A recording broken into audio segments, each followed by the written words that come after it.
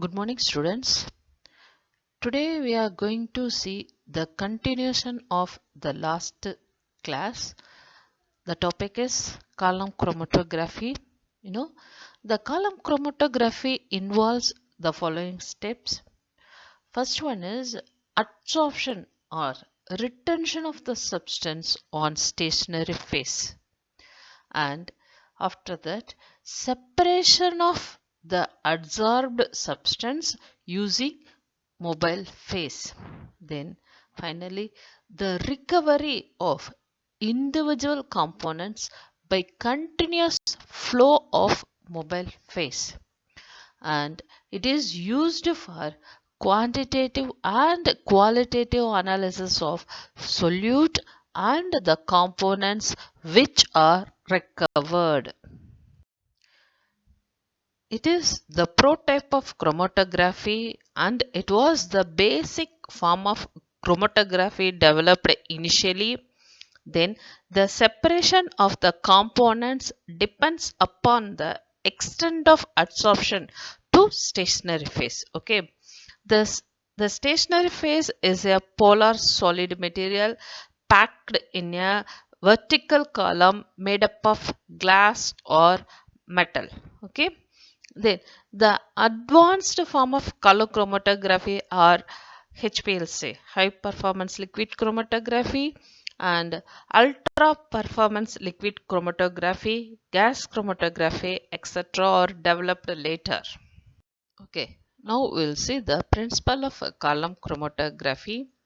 When a mixture of mobile phase and sample to be separated are introduced from the top of the column, then the individual components of mixture are moved with different rates. For example, those having lower affinity and adsorption are moved towards to the stationary phase very fast and eluted out first, and while those with greater adsorption affinity move or travel slower and get eluted at last. Okay, so the solute molecule adsorbed to the column in a reversible manner. Okay, then the rate of movement of the component is given as follows, means the rate or equal to the rate of movement of component or rate of movement of mobile phase. That is, it is the ratio of distance moved by solute to the distance moved by solvent. Okay, now we'll see the application of a column chromatography. It is the best suited method to separate active principle from plant material, because we know the plant contain many ingredients like alkaloids, resins, glycosides, tannins, flavonoids, and other biodegradable molecules. Okay, so the individual constituents are to be separated, and the plant extract is very bulk. This is the best method to separate them. Okay, then the next application is the separation of compounds after organic synthesis to obtain desired molecule, and separate or purify natural mixtures like alkaloids and glycosides. Our next topic is paper chromatography, but before that we should know about planar chromatography, okay, which includes paper chromatography, thin layer chromatography, and electrochromatography. Okay, each of this technique make use of a stationary phase in the form of sheet or flat surface of a paper or any other material such as metal, glass, or plastic plate coated with suitable adsorbent with the help of binder. The mobile phase moves through the stationary phase by capillary action assisted by either gravity or an electrical potential force. Okay, so it is called planar chromatography because the stationary support consists of the plain surface of a paper or smooth glass plate. Okay, in the planar chromatography, it includes paper chromatography and thin layer chromatography, which are the simplest form of all other forms chromatography technique. Paper chromatography is a chromatographic technique used to separate mixture of chemical substance into its individual compounds. Paper chromatography is used to teach TLC or other chromatography as it is very similar to TLC. Okay, now we'll see the principle of paper chromatography. If you take all chromatography, follow the same principle. Okay, paper chromatography consists of two phases. One is mobile phase and another one is stationary phase. The stationary phase a paper and the mobile phase is solvent. The compound mixture move along with the mobile phase through the stationary phase and separate depending on the different degree of adhesion of each component in the sample or the compound mixture. Next, types and modes of paper chromatography. There are 5 types are available. One is ascending chromatography, descending chromatography, ascending and descending model, and radial model, then two-dimensional chromatography model. Okay, now in that we will see only one ascending paper chromatography. You can see the picture in the name indicates the chromatography is ascending chromatography.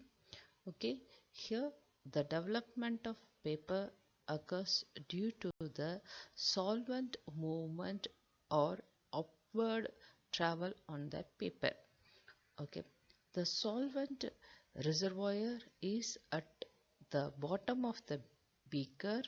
The paper dip with the sample spots just tips into the solvent at the bottom so that the spot remains well developed above the solvent. You can see in the figure. Next, we'll see the uses and application of chromatography. Paper chromatography is specially used for the separation of a mixture having polar and non-polar compounds, then separation of amino acid, then it is used to determine the organic compounds, biochemical in urine, etc. In the pharmaceutical sector also, it is used for the determination of hormones, drugs, etc. Okay, sometimes it is used for the evaluation of inorganic compound also, like salts and complexes. Okay, next our topic is thin layer chromatography. It is also an analytical technique used to separate mixture of chemical substances into its individual components.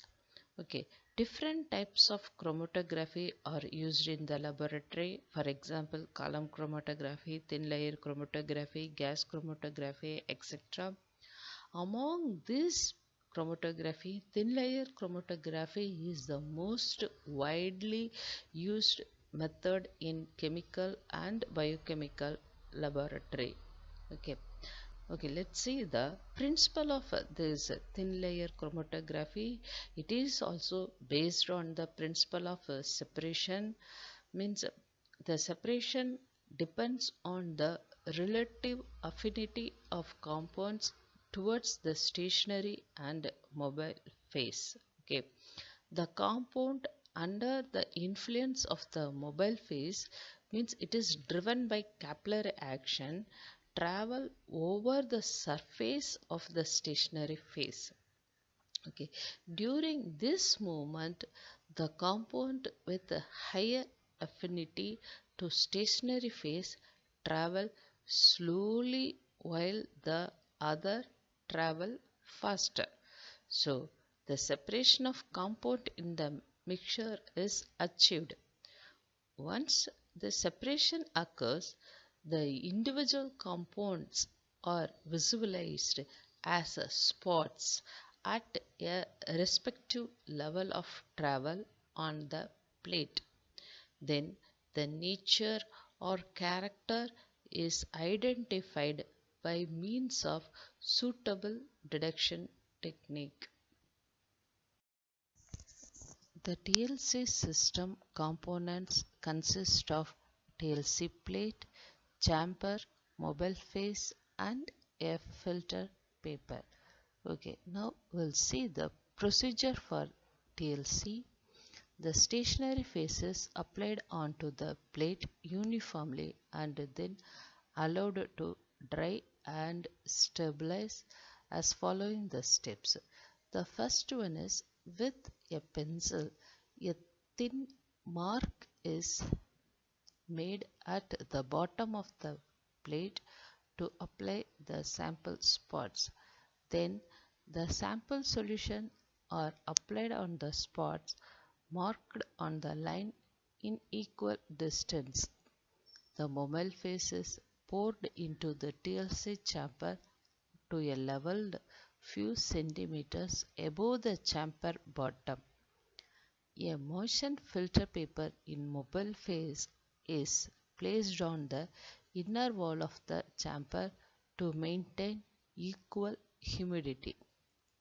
Now, the plate prepared with the sample spotting is placed in TLC chamber so that the side of the plate with the sample line is facing the mobile phase. Then the chamber is closed with a lid.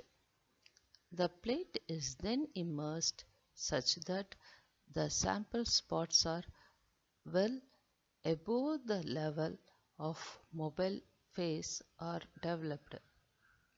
Allow sufficient time for the development of spots, then remove the plate and allow them to dry.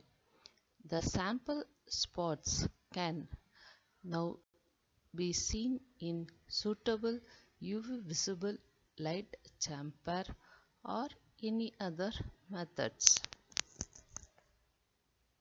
Finally, the uses and application of a thin layer chromatography. First one is to check the purity of given samples, then identification of compounds like acids, alcohols, proteins, alkaloids, amines, antibiotics and etc. To evaluate the reaction process by assessment of intermediates, reaction course and so on. Then the purity of samples means that is purification process, and checking on the performance of other separation process also. Then the next one is liquid chromatography. In 1952, the Nobel Prize was awarded to Archer, John Porter, Martinard, Richard Lawrence, Millington, Singe for the invention of partition chromatography. He put on efforts during the past several decades have focused on the chromatography instrumentation such as pump, autosampler and detectors, as well as on the development of column for faster separation and better resolution. Liquid chromatography is one of the most important technique for the separation of complex mixtures. Let's see the principle of liquid chromatography. It separates a sample into its individual components in the following steps. First step, a small volume of liquid sample is injected and loaded onto a tube packed with porous particles, that is called stationary phase. Then the components of the samples are transported along the packed tube, that is column, with a liquid moved by gravity force or any high pressure force. Then the sample constituents are separated based on their different affinity for the mobile phase or stationary phase. Okay, after that, eluting from the column, we can deduct the component signal. So using this component signal, we can draw the graph signal versus time constituents. You can get a liquid chromatogram. See the figure, that a liquid chromatogram, in that the components 1, 2 and 3 elute at different retention time depending on their affinity for the stationary phase. The solvent used in liquid chromatography are methanol, acetonitrile, methylene chloride, hexane, water, and some solvent mixture also used in liquid chromatography. Finally, we are going to see the HPLC, high performance liquid chromatography, is basically a highly improved form of column liquid chromatography. Instead of a solvent being allowed to trip through a column under gravity, it is forced through under high pressure of up to 400 atmosphere pressure, that makes it much faster. Okay, if we take all chromatographic separation including HPLC operates under the same basic principle, means separation of a sample into its constituent parts because of the difference in the relative affinities of different molecules for the mobile phase and the stationary phase used in the separation. Now we'll see the instrumentation of HPLC. You can see the figure. It contains mainly 6 parts. The first one is solvent reservoir. In that, the mobile phase contents are contained in a glass reservoir. The mobile phase or solvent in HPLC is usually a mixture of polar and nonpolar liquid components whose respective concentrations are varied depending on the composition of the sample. Then the second part is pump. A pump aspirates the mobile phase from the solvent reservoir and forces it through the system, column and detector. Okay, depending on a number of factors including column dimension, particle size of the stationary phase, the flow rate and composition of the mobile phase, and last the operating temperature up to 42,000 kPa, or means it about 6,000 psi can be generated. Okay, then the third part is sample injector. In the sample injector can be single injection or an automated injection system are used. An injector for an HPLC system should provide injection of the liquid sample within the range of 0.1 to 100 ml of volume with high reproducibility and higher high pressure. Then fourth part is column. Columns are usually made of polished stainless steel or between 50 and 100 mm long and have an internal diameter of between 2 and 5 millimeter. They are commonly filled with a stationary phase with a particle size of 3 to 10 micrometer. Then the fifth one is detector. In HPLC detector, the detector is located at the end of the column, detect the analyte as they elute from the chromatographic column. Then the commonly used detectors are UV spectroscopy, fluorescence, mass spectrometric, and electrochemical detectors. Okay, then the sixth one is data collection device. Signals from the detector may be collected on chart recorder or electronic integration that vary in complexity and in their ability to process, store, and reprocess the chromatographic data. Okay, so the computer integrates the response of the detector to each component and places it into a chromatograph that is easy to read and interpret.